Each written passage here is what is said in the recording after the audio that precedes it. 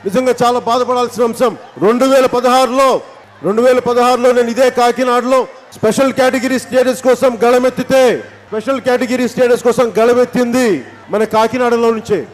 నా కాకినాడ గోదావరి జిల్లాలో నా మూలాలున్న ప్రాంతం. ఏ రోజున కూడా అందరూ అడుగుతూ ఉంటారు, ఎందుకు ఉభయ గోదావరి జిల్లాలోనే ఎందుకున్నావు ఇక్కడ అంటే, ఎక్కువ తిరుగుతున్నావంటే, నెల్లూరులో పెరిగాను, ప్రకాశం జిల్లాలో పెరిగాను, గుంటూరులో పుట్టాను, తెలంగాణలో జీవితాన్ని ప్రారంభించాను, కానీ ఒక గోదావరి జిల్లాలే నాకు తెలియదు. గోదావరి జిల్లాలో అందుకనే ఎన్ని నెలలైనా సరే గోదావరిని నా గుండెకాయది, మన గుండె అన్నపూర్ణ ఉన్న గుండెది, మనకి అన్నం పెట్టే అన్నపూర్ణ గోదావరి జిల్లాలు. నేను ఇక్కడి నుంచి రావడం, నా మూలాలు ఇక్కడి నుంచి ఉండడం నిజంగా నా అదృష్టం.